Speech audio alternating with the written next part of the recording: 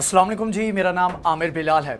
नाजरीन, इमेजिन करें कि एक बंदे के पास सब कुछ है, पैसा, दौलत, शोहरत, ईच एंड एवरीथिंग है, और एक काम है जो पैसे के साथ ही हो सकता है, लेकिन इसके बावजूद वो काम नहीं कर सकता, तो कितनी शर्म की बात है। तकरीबन सेम चीज़ इस वक्त इजराइल के साथ चल रही है।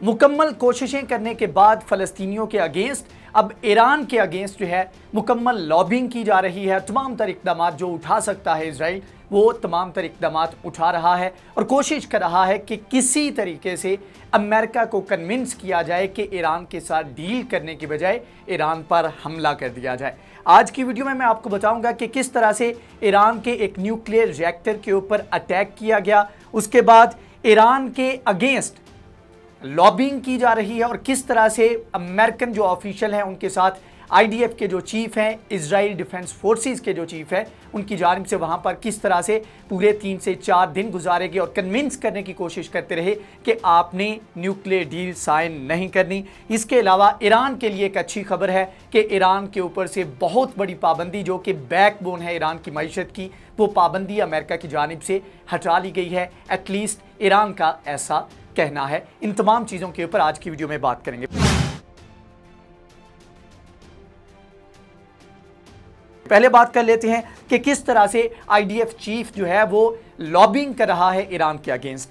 टाइम्स ऑफ इजराइल के मुताबिक in Washington IDF chief warn US against rejoining Iran nuclear deal कि 2015 की जो न्यूक्लियर डील है उसको दोबारा से रीज्वाइन करने के अगेंस्ट वार्न किया गया है। यहाँ पर सबूत भी दिए गए हैं, वो भी आपके साथ मैं अभी शेयर करता हूँ। अल मॉनिटर लिखता है कि IDF chief argues against Iran deal in Washington, और इसमें डिटेल में जाकर फिर अल मॉनिटर कहता है कि yesterday Kochavi met with US national security adviser Jake Sullivan and other top American defence official, और उनके साथ तमाम तर चीज़ें जो डिस्कस की गई वो ये था कि ये सबूत हैं कि किस तरह से ईरान जो है वायलेशन कर रहा है। ईरान के न्यूक्लियर प्रोग्राम से पूरी दुनिया को ख़तरा है, लिहाजा आपको डील नहीं करनी चाहिए। यहाँ पर जो है वो साथ में वार्न किया और कहा कि failures of the current nuclear deal, मतलब यह है कि वो अभी से कह रहे हैं कि न्यूक्लियर डील जो है वो फेल हो चुकी है, आपको इसके ऊपर मजीद जो है निगोशिएट नहीं करना चाहिए। साथ में एक और स्टेटमेंट में कहा, through out the day the chief of staff has presented possible ways to prevent Iran from obtaining military nuclear capabilities during his meetings। मतलब यह है कि वहाँ पर जितने लोगों से मिले उनको यही कायल करने की कोशिश करते रहे कि मैं आपको तरीका बताता हूँ कि आप किस तरह, मकसद ये है कि ईरान को न्यूक्लियर जो हथियार है उसको अचीव करने से रोका जाए। तो उन्होंने कहा कि हमारे पास बहुत सारे तरीके हैं, हम आपको बताते हैं किन तरीकों से ईरान को रोका जा सकता है। बहरहाल ये मुज़ाकरात वाला तरीका जो है ये पॉसिबल नहीं, ऐसा इजराइल की जानिब से कहा गया है। इसके पीछे बहुत बड़ी रीजंस है कि अमेरिका बाहिर रास्त अटैक क्यों नहीं करेगा और ना ही इजराइल को करने देगा, वो किसी अलग वीडियो में डिस्कस करेंगे, लेकिन बहरहाल ये इजराइल वहाँ पर कोशिशें कर रहा है। अगले हिस्से में अब हम बात कर लेते हैं कि किस तरह से ईरान ने दावा किया है कि उसके ऊपर से एक बहुत बड़ी पाबंदी जो है वो अमेरिका की जानिब से हटा दी गई है, और वो है तेल की पाबंदी। तेल जो कि बैकबोन समझी जाती है ईरान की मईशत की, उसके ऊपर से पाबंदी हटा दी गई है। अगले हिस्से में इसके ऊपर डिटेल में बात करते हैं।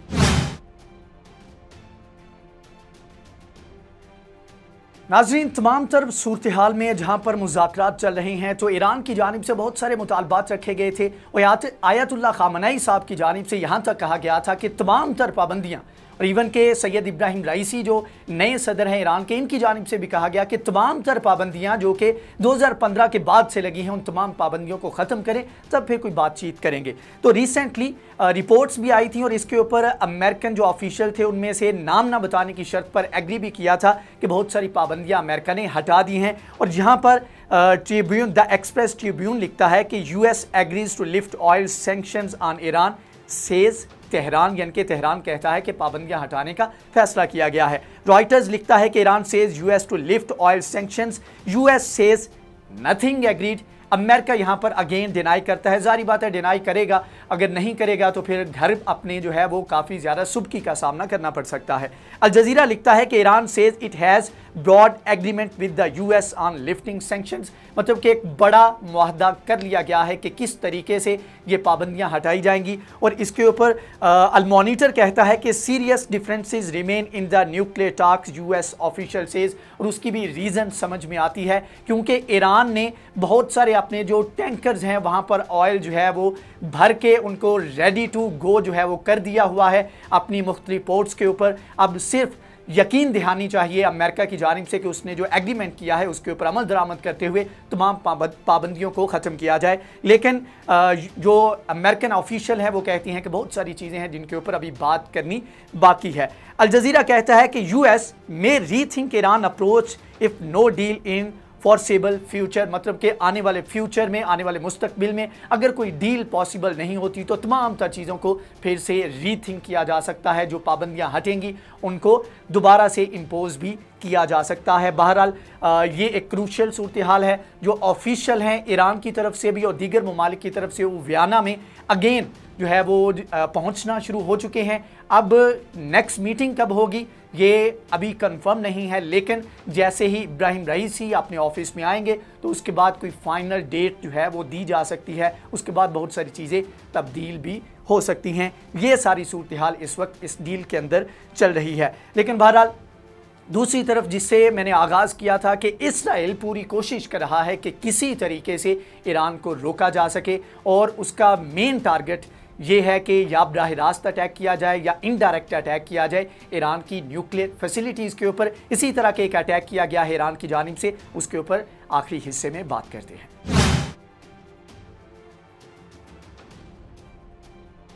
नाज़रीन, ईरान की जानिब से बहुत मरतबा इल्ज़ामात आयद किए गए और इसराइल ने इसको डिनाई किया, लेकिन फिर टाइम ने साबित किया कि बाद में जाकर इसराइल और इसराइल का जो मीडिया है वो इस चीज़ को तस्लीम करता है कि वाकई उन्होंने ये अटैक किए थे। जिस तरह नेटेंस के अंदर और उसके बाद फिर कासिम सुलेमानी को उनको जो शहीद किया गया था उसके ऊपर जो है बाद में जो इज़राइल की जो एजेंसी है मोसाद, उसके साबिका चीफ ने जाते जाते अपने एक इंटरव्यू में एग्री किया था, एडमिट किया था कि उन्होंने ही ये अटैक करवाए थे। इसी तरह रिसेंटली अरब न्यूज़ के मुताबिक suspected Iranian nuclear production plant hit by drones, Tehran claims sabotage attack, मतलब कि ये तमाम तर मामला ख़राब करने की कोशिश की गई है। उसके बाद अल जज़ीरा भी सेम कहता है कि sabotage attack on Iranian nuclear building foiled, और उसके बाद डिटेल में कहता है कि ये एक बिल्डिंग थी जहां पर जो है मुख्तलिफ प्रोजेक्ट ईरान के जारी थे और इसके बारे में श्योर नहीं था कि इसके अंदर किस तरह के प्रोजेक्ट चल रहे हैं,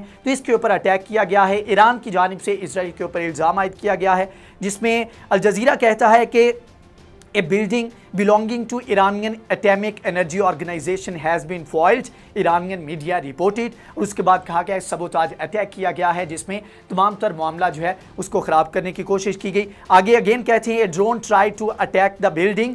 ये जो ईरान के रेवोल्यूशनरी गार्ड कॉर्प्स है उनकी जानिब से जो मुख्तलिफ चैनल्स हैं उन्होंने ये रिपोर्ट किया और साथ कहा कि no loss of life or property damage was infected, मतलब कि कोई भी नुकसान जानी और प्रॉपर्टी का नहीं हुआ, पहले ही जो ड्रोन अटैक किया गया उसको रोक दिया गया। तो ये एक कामयाबी समझा जा रहा है। इसके अलावा कुछ दिन पहले इसी तरह रशियन फैसिलिटी थी जो कि रशियन एक एटॉमिक रिएक्टर था जो कि ईरान के अंदर था, उसको भी नामालूम वजूहात की बिना पर बंद कर दिया गया था और रिपोर्ट ये किया जा रहा था कि पॉसिबली इसके ऊपर भी अटैक किया गया है। और साथ में कहा कि जो अटैक की रीज़न थी, मतलब कि ड्रोन अटैक किया गया था उसको मतलब कि रोक लिया गया, ड्रोन को डिस्ट्रॉय कर दिया गया। फर्दर इंफॉर्मेशन जो है वो इस हवाले से सामने नहीं आ सकी। लेकिन ये तमाम तर सूरत हाल जानने के बाद एक सिनेरियो जो बनता है वो ये है कि ईरान के अगेंस्ट हर मुमकिन कोशिश की जा रही है कि उसको रोका जाए और अमेरिका से बढ़ के मसला जो है वो इसराइल को है, क्योंकि उसकी जो इस खित्ते में हेजमनी है उसको ईरान चैलेंज करेगा एक मरतबा ईरान एटम बम बना गया तो। बहरहाल ये सारी सूरत हाल है जिसके बारे में मैंने आपको आगाह किया। अगर ये वीडियो आपको पसंद आई है तो इसको लाइक करें, शेयर करें, हमारे चैनल को सब्सक्राइब करें। नेक्स्ट वीडियो में हाजिर होंगे, तब तक के लिए अल्लाह हाफिज़।